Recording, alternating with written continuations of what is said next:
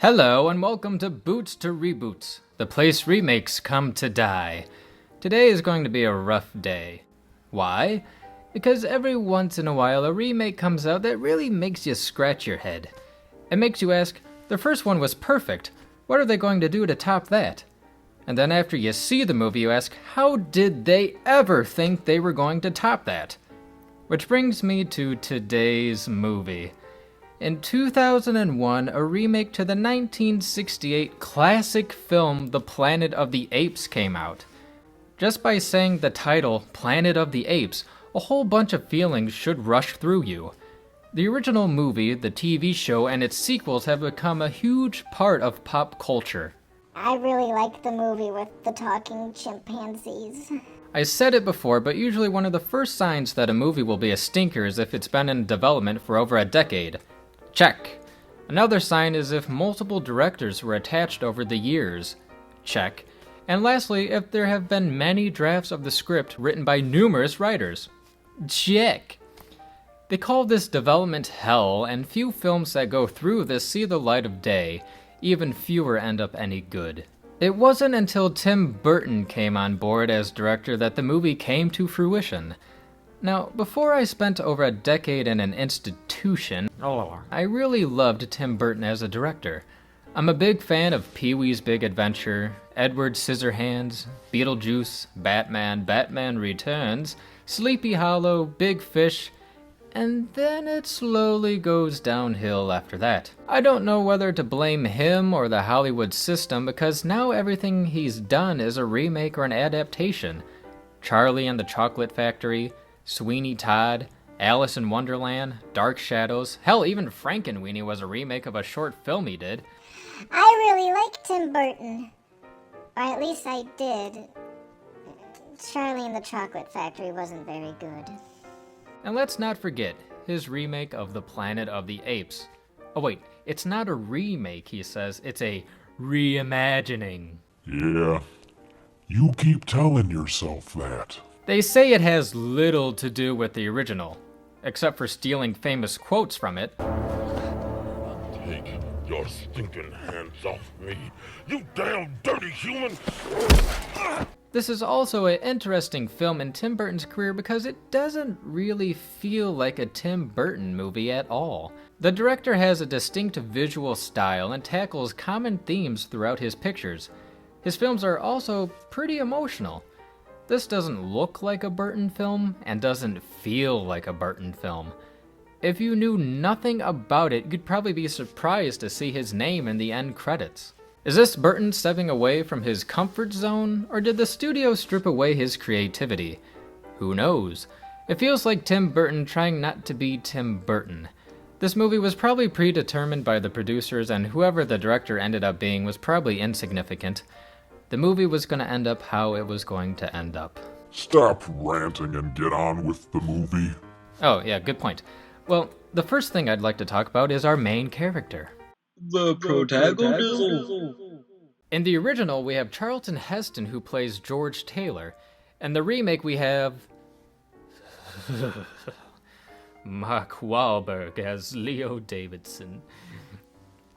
Get it? Leo Davidson? Leo Lion Davidson? Son of David? Mark Wahlberg plays Jesus in this movie. How frickin' original and symbolic. Yeah. Anyway, Taylor has seen his fair share of bullshit.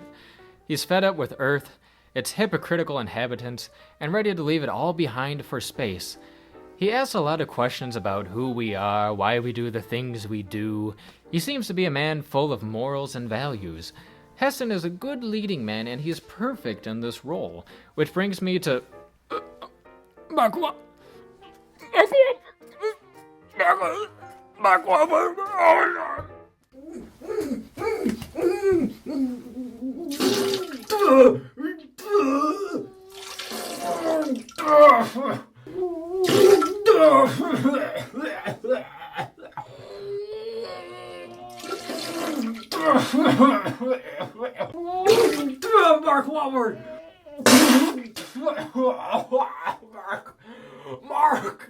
Mark Wahlberg! Mark Wahlberg! Mark Wahlberg! Mark Wahlberg! Wahlberg!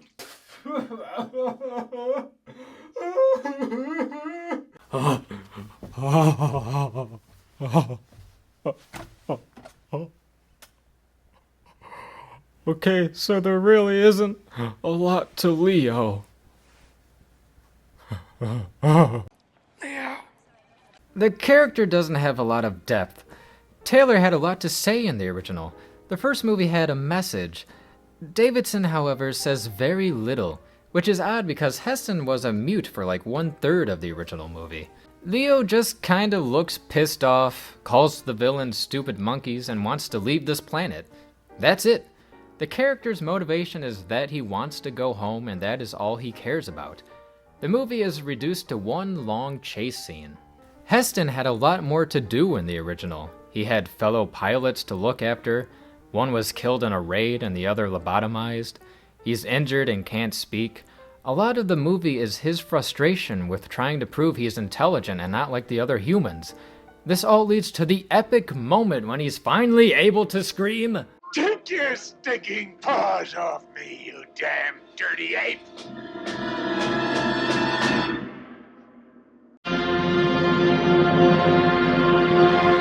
There's a lot more frustration in the original. You root for the hero to get his point across. There's a trial scene where he has to prove he's an intelligent human from another planet or else he'll be killed or turned into a zombie. I don't give a fuck about Mark Wahlberg. Sorry. I don't care about Leo Davidson. He doesn't have an arc or a journey in this movie. He's one-dimensional and boring. The main character has nothing to do. Davidson is the can-do flyboy that Taylor found laughable in the original.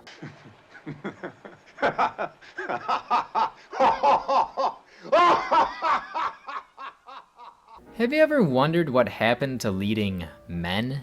Guys like Charlton Heston, Clint Eastwood, John Wayne, Humphrey Bogart, Marlon Brando, and like Kirk Douglas. We don't have leading men anymore. We have boys. These were average blue-collar, rugged, tough guys.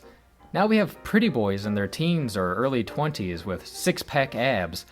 It's sad, really. These people are fake and unrelatable. Instead of watching great actors on the screen, we get underwear models. Speaking of which, did you know that Marky Mark refused to wear a loincloth like Heston wore in the original because he didn't want to remind people of his underwear modeling days? That's why he wears his spacesuit the entire time. If only I'd forget his rapping career. The setting? The setting is probably the biggest difference between the two films. The shocker at the end of the first movie is that the planet of the apes is really Earth in the far future. The remake, however, does stick a little bit closer to the book. In the remake and book, the main character does indeed land on a different planet. The remake takes place on Ashlar. You can tell it's an alien planet because of the multiple moons. The novel took place on the planet Soror and the Betelgeuse system. Taylor sort of mentions this in the original. We're some 320 light years from Earth on an unnamed planet in orbit around a star in the constellation of Orion. Is that close enough for you? In the remake, when Davidson is on his ship, the year is 2029. He gets sucked through an electromagnetic field, and when he lands on the planet, it is now 5021. His ship, known as the Oberon, crashed on the planet now centuries ago, and is now an old ruin known as the Temple of Kalima. Pay attention because the time travel gets a little tricky in this movie. In the original, there are some clues that the planet Taylor is on is actually Earth. He asks for a map of the area, and it somewhat resembles Manhattan if you factor in plate shifting over 2,000 years. You can identify Long Island Sound, Lower New York Bay, Staten Island, and the Atlantic Ocean. Both films, however, drastically differ from the ape society in the book. In the original, the society is pretty primitive. They do have some advances like guns and medicine. In the remake, the apes are a tad bit more primitive. They haven't invented guns, and the movie deals more with slavery and the military than medicine and philosophy. The novel takes place in a very modern time. When the main character and his men land on the planet, The technology is very similar to the 1950s. This includes cities, cars, and televisions. Rod Serling's original script was set in this modern setting, but due to budget issues, the ape society became more primitive. The budget shouldn't have been an issue for the remake. The remake costs more than all 5 original movies combined. There should be no excuse. If they really wanted to make their version stand out, then it should have been set on an alien planet and in a more advanced society. The humans! In the original, the humans are prelingual and uncivilized, while the apes have learned to speak and use technology. They act and are treated like wild animals. Something that really bothered me about the remake is that the humans could speak and seemed just as intelligent as the apes. How the hell did these monkeys get like this? What other way would they be? They'd be begging me for a treat right now. General Thade, Limbo, and other apes stress how humans are soulless, unintelligent animals. But it is so obvious that they aren't. This is one of their house humans. He thinks he's better than us. He thinks he's party. Hey!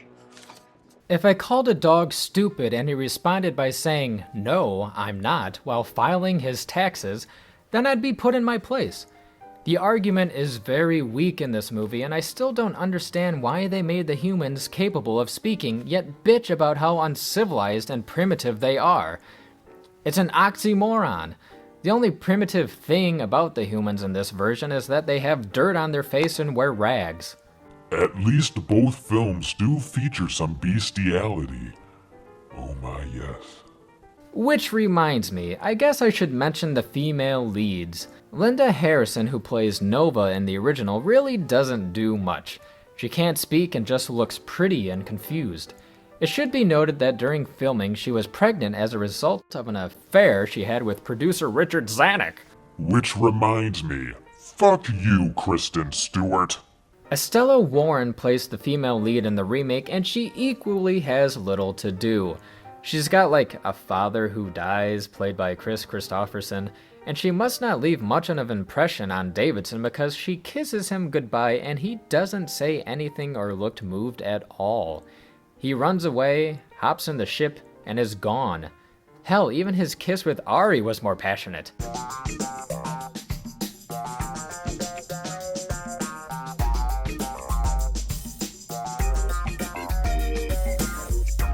I mean, there's actually some pretty awkward sexual tension between Davidson and Ari.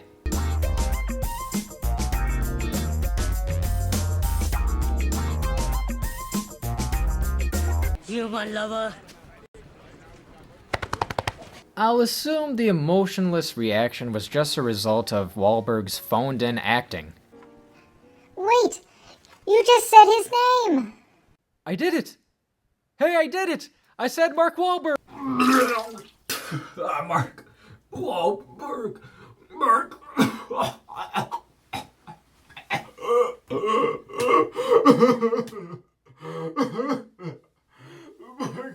Wahlberg. Mark Wahlberg. Mark Wahlberg. Oh God.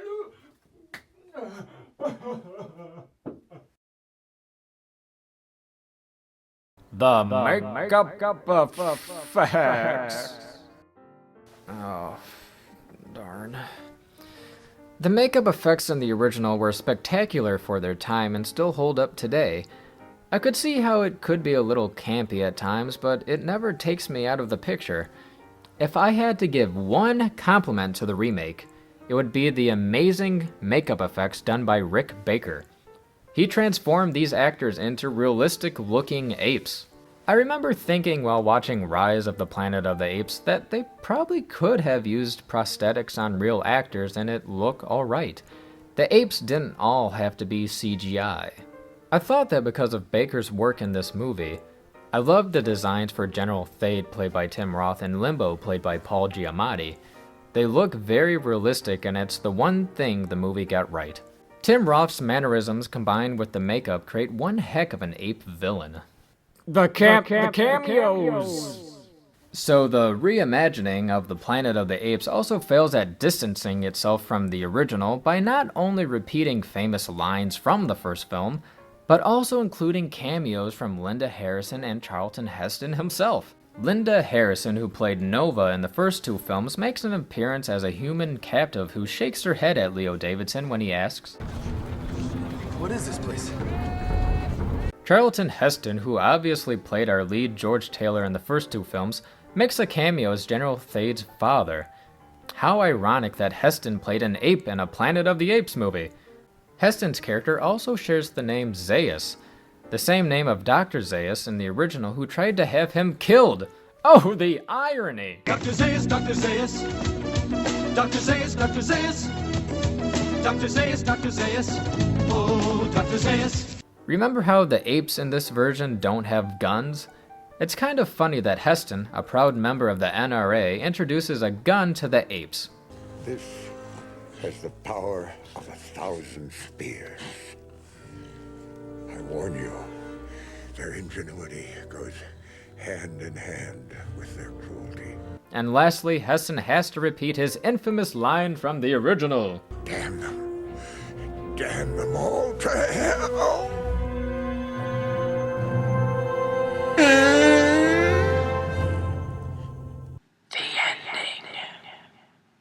The original Planet of the Apes had such an iconic ending. Even if you haven't seen the original, you've probably seen that infamous shot of Taylor pounding his fists on the beach and that shot of the Statue of Liberty. It's kind of like Vader being Luke's father, or knowing Bruce Willis is a ghost in The Sixth Sense. Even if you've never seen those movies, you know the endings through osmosis. It's a part of pop culture. So when it came to the remake, they couldn't do the same ending, yet had to create one equally as memorable. They failed, and failed hard. The ending to the original is so simple, yet speaks volumes. It's pretty deep. A word doesn't even need to be spoken. You see the Statue of Liberty and you realize that this planet is Earth in the far future. Mankind has destroyed itself, and in this primitive world that the planet has been reduced to, apes are now the dominant species. All that from one shot. The ending to the remake is a lot more involved, complicated, and confusing. Davidson hops in the ship that Pericles arrives in and heads back to Earth, once again passing through the electromagnetic storm. He crash lands in Washington, D.C. and discovers an ape face on the Lincoln Memorial. Inscribed on the back wall is, "In this temple, as in the hearts of the apes for whom he saved the planet, the memory of General Thade is enshrined forever." When police and spectators show up, everyone is an ape. End scene. I guess Davidson can't ever escape the apes. So, wait. What exactly does that ending mean? Is that Earth? Or a parallel version of Earth where apes are in control instead of humans? Is it the planet Ashlar in the future? No, that can't be it. It doesn't make a whole lot of sense. While doing some research, I found some meanings behind this ending. Hold on, it's gonna get bumpy! So, the electromagnetic storm works on a first one in, last one out channel theory. Pericles is the first to go through the storm, yet arrives at the end of the movie. The Oberon is the last to go through the storm, yet landed centuries ago, and is now known as the ancient Temple of Kolyma. Davidson was the second to enter the storm, and therefore the second to arrive. That only raises more questions. So here is the order of events. The Oberon crash lands and the apes on board take over the planet, somehow becoming more dominant than the humans in a short amount of time. Centuries later, Davidson shows up and battles the apes. Then Pericles arrives and Davidson uses that pod to get back to Earth. So when Davidson is landing back on Earth, the years are counting backward on the screen to about 2155 or earlier. Did he end up back on Earth in his present time of 2029 or perhaps earlier? And why are the years counting down? Why would the years wouldn't count down? That's not how that works. The biggest explanation to this ending is that General Thade, who should have been locked up somehow, escaped and fixed the pod that Davidson crashed earlier in the film. He flew the pod after Davidson, and because the storm is wacky with time, first one in, last one out, whatever, somehow ended up arriving before Davidson on Earth. They then somehow managed to take control of the planet and caused an ape uprising and conquered the humans. That's the usual explanation, but there are major holes in that story. For one, the apes in the remake don't use technology. They haven't invented guns yet, and I doubt Thade would know how to fix a spaceship and know how to fly it. How would he know which planet in the universe was Earth? There's like a fuck ton of planets. Say he arrives in the early 1900s or something. How does one ape that can talk manage to take over the entire planet? Earth apes at this time are still primitive. It's not like overnight they became more advanced and created some threatening army. And if that's the case, how did the apes evolve to that stage in under 100 years? It takes hundreds, thousands, if not millions of years for evolution to take place. Brother, we're taking over the planet. Join my army. Join my army, brother, and together we'll overthrow the humans. When we last see Thade, he's defeated and cowering, probably going to be punished for his actions. The apes and humans have decided to live together as equals. Maybe if they filmed a shot of Thade escaping and leaving the planet in the pod, the ending would make a little more sense, but none of that happens. And the apes are afraid of water. Did he tough it up and retrieve the ship from under the swamp? Another theory is that General Thade never left Ashlar and arrived on Earth. That General Thade and Abraham Thade are actually two different people. Two different versions of the same person in an alternate universe. Evil Thade and good Thade. So therefore, Davidson must be on a parallel Earth in a parallel timeline. So I guess just ignore the Thade reference. It's not the same Thade on Ashlar or something, I don't know. I am so confused. It's just an alternate Earth where the apes evolved into the dominant species. But if you go with the alternate Earth angle, then is Ashlar the new name for Earth in the future? Is Ashlar really an alternate Earth and not an entirely different planet? Maybe Earth in the future gains more moons? Are you following along yet? Here's a chart to clear things up.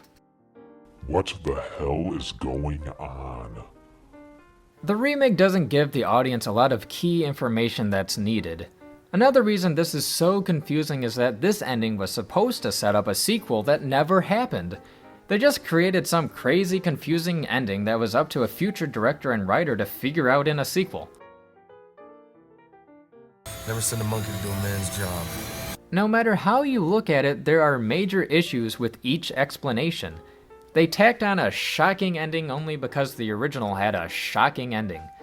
They didn't care if it made sense. Now, the ending of the remake does follow the ending to the book more than the original does.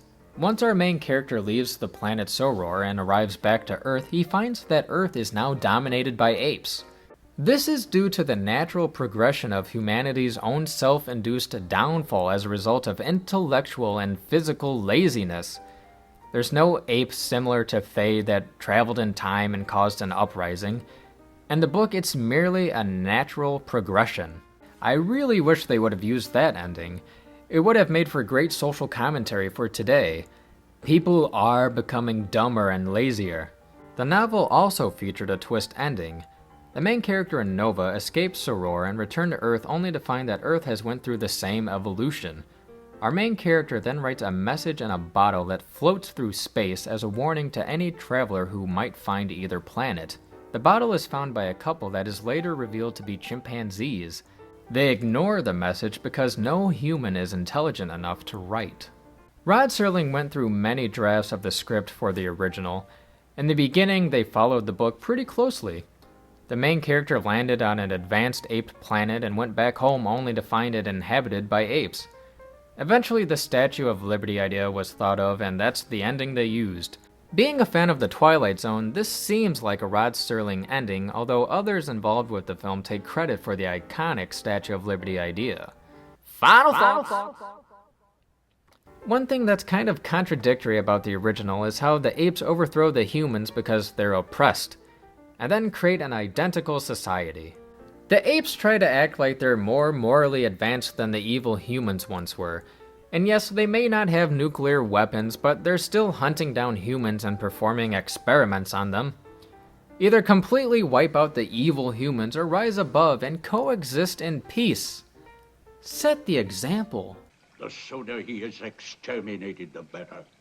If I had to choose a better villain, I'd have to go with Dr. Zaius over General Thade. Tim Roth looks very menacing as Thade due to Rick Baker's makeup, and he could have been a very memorable villain, but he overacts a bit. The awful wire work made some of his tantrums laughable.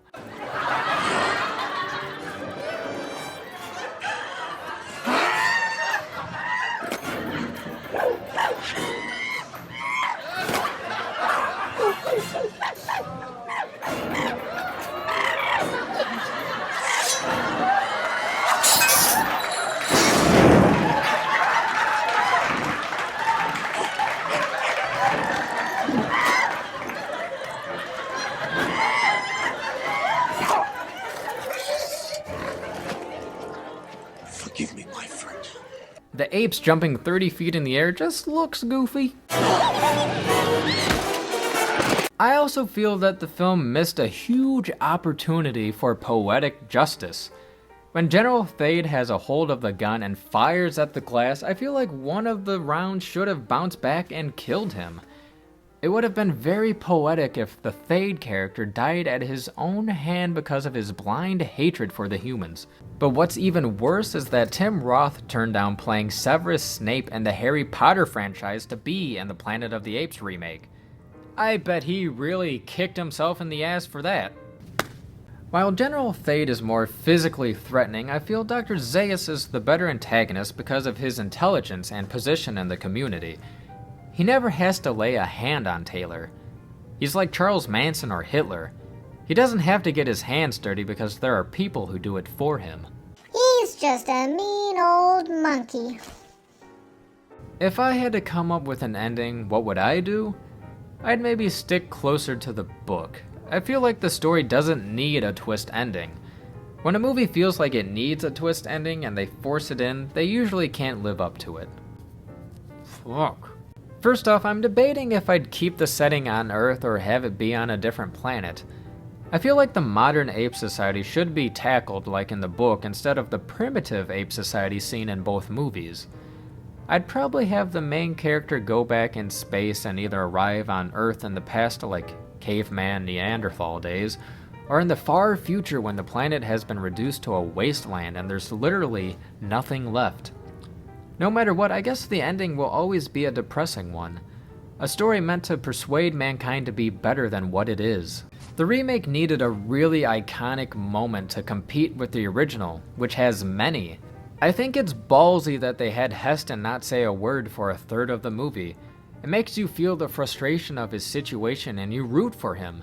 It builds, and when he finally speaks, it's a climax. I watched Rise of the Planet of the Apes and I remember when Caesar speaks for the first time and says no. You could feel how shocked the audience in the theater was.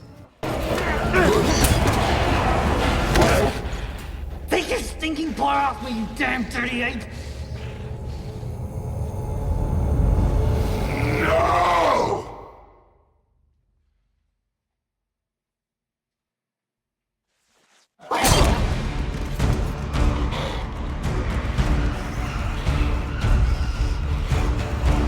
The remake is a dumbed-down version which focuses more on action and less on ideas, messages, themes, and social commentary. I hope you don't mind my saying, but this is a waste of time. So does this remake deserve the boot?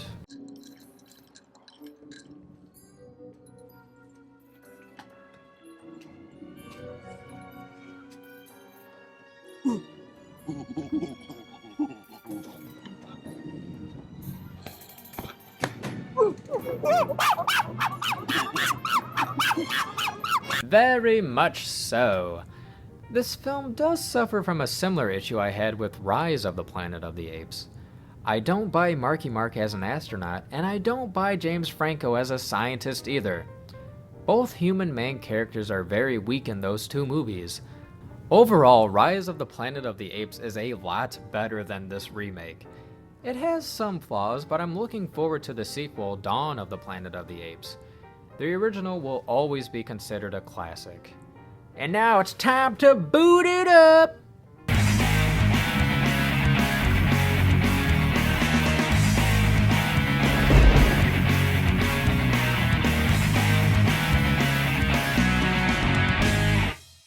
I'ma take the DVD of Planet of the Apes remake and I'm gonna crush it here with my boot. Fuck you, Tim Burton and Marky Mark.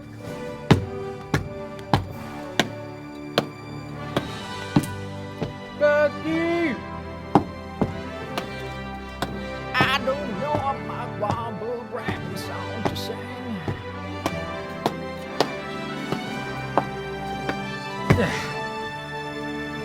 This has been Boots to Reboots, the place remakes come to die. Thanks for watching.